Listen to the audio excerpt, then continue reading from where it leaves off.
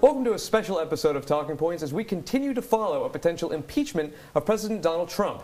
Since the allegation that the president tried to leverage a quid pro quo arrangement with Ukraine first broke a few weeks ago, new information has come to light each day about what exactly happened on that call and who was involved. Here to help contextualize all the moving parts of this story are Talking Points analysts Augustus, LeRoux, and Spencer Kweskin. Guys, obviously a lot of moving parts here, as I mentioned. Augustus, would you be able to get us up to speed about exactly what has happened over the past couple weeks? Absolutely. So to best understand the course of these events, it's best to go back to last June when the White House withheld about $400 million of military aid from the government of Ukraine, citing transparency issues. Now, this headline was kind of a one-off deal. It was resolved as quickly as it came. But it was challenged last August when the emergence of a whistleblower brought forward information contradictory to what the State Department had issued as their cover story. Now, the result of this was the formation of an impeachment inquiry by House Speaker Nancy Pelosi to investigate the claims within this whistleblower complaint, which was then made public the next day.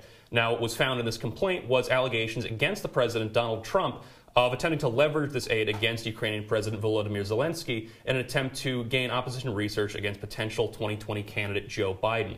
Now, the White House was quick to respond to this, releasing their own transcript of the phone call in an attempt to exonerate the president. Now, where we are right now with this is both the complaint and the transcript between the two presidents is based very much on circumstantial or ambiguous information. Of course, this impeachment inquiry is revolving around the idea of quid pro quo. Did the president, beyond a reasonable doubt, establish an agreement between the Ukrainian president of exchanging this military aid for opposition research? Now, right now, there's no solid concrete confirmation of this, but that obviously is the purpose of the impeachment inquiry. Now, the latest with this is that the White House has, in fact, been subpoenaed to release further documents and further information pertaining to this investigation, with Adam Schiff threatening that any attempts to forestall the investigation would be met with serious harm to the president in the long term. And I do believe we have video for you to show you.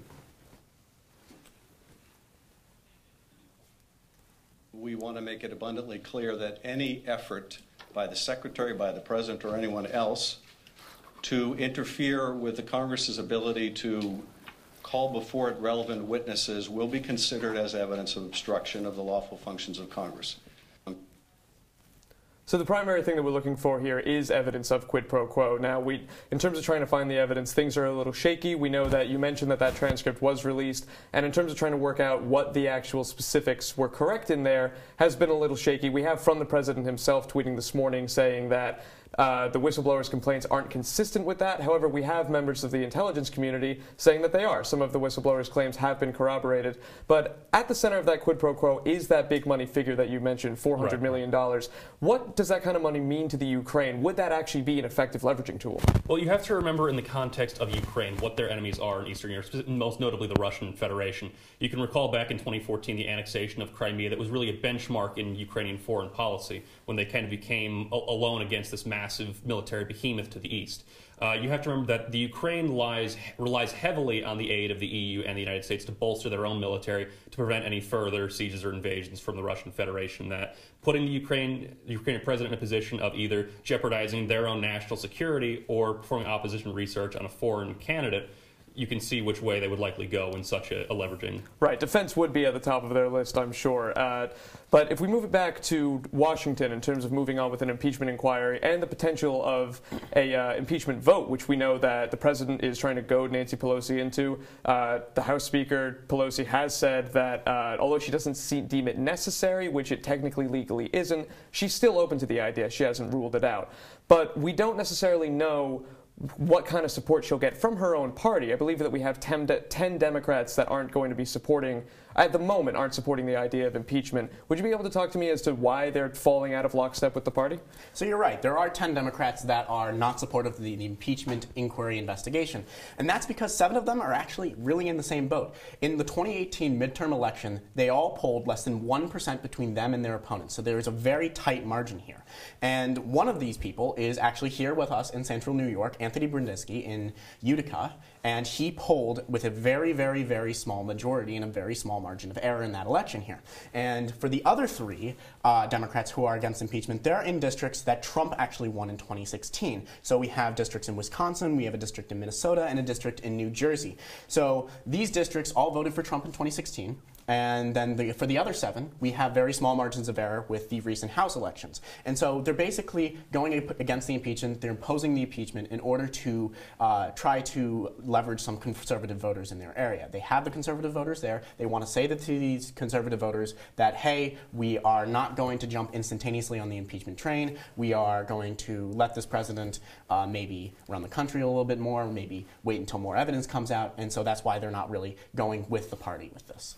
Right, they're still trying to maintain that sort of moderate look. I think that, in general, we can agree that the impeachment inquiry or a preceding impeachment past that would actually have far-reaching implications on elections both locally this year and next year at the national level, because a failed impeachment is ultimately going to be a plus for the president in his search for re-election. So, but I do want to make sure that we clarify something. What is the difference between an impeachment inquiry and actually going forward with impeachment? Well, it's important to note that there is a distinction between this impeachment inquiry that we're dealing with right now and actual legal articles of impeachment. Now, obviously, the term impeachment is being thrown around rather loosely at the moment, but right now what's occurring with Speaker Nancy Pelosi is almost kind of unprecedented in the United States government. The impeachment inquiry is, in other words, just a way of saying we're looking into it. We're seeing if there is evidence. We're not basing any kind of legal charges on any kind of substantive evidence, but really just doing an investigation to see, investigate suspicious circumstances to see, hey, was there any actual wrongdoing here? Now, if actual articles of impeachment were drawn, that would, of course, imply some kind of actual substantive evidence. Because, as I say, while this is currently revolving around the idea of quid pro quo, until such substantive evidence arises, it's merely an inquiry, merely a discussion of was there any wrongdoing. And that's exactly why there are 183 Republicans against the impeachment in the House. Now, 14 of Republicans are either haven't commented on the impeachment or are objecting to the impeachment, but 183 say that they are standing with the president. They say, we haven't seen all the evidence yet, we haven't seen substantive proof yet, and it's not an official investigation yet. So one of those people is actually John Katko here with us in Syracuse, NY24. Now, this could actually prove detrimental to his re-election campaign because he won the election in Syracuse on a very small margin of error. If conservative voters don't turn out the same way that they did for Katko in 2018, or liberal voters in 2020 decide to go out more in Syracuse, then Katko could lose a seat over this because they're not really supporting the impeachment inquiry, which many Democrats are for. Now, the president actually says that the impeachment is actually going to help him, and we actually have video of that right now. I really believe that they're going to pay a tremendous price at the polls, and we saw the first glimpse of it 2 weeks ago. In a great state, North Carolina. So what the president says here may actually prove true because with a failed impeachment, conservatives and Trump are going to push the narrative that it was a waste of time, a waste of money, and a waste of resources by the government. And so they're going to push this narrative to conservative, independent, and some of the misinformed voters that make up a large part of Trump's base, and then more independent candidate voters. Right, and that'll again spill over into 2010 presidential candidates because we'll have Trump continue to throw out the words like witch hunt. We've seen it with the Mueller investigation. We saw it with no substantial end to the Kavanaugh hearing. That a lot of these investigations seem to be falling on party lines, and as long as he's able to make those allegations that it's simply Dems clutching at straws, ultimately that could hurt re-election efforts. But again, we also see Republicans having to feel that they still need to follow the lead of the president. So very interesting implications. We'll have to see where this all goes.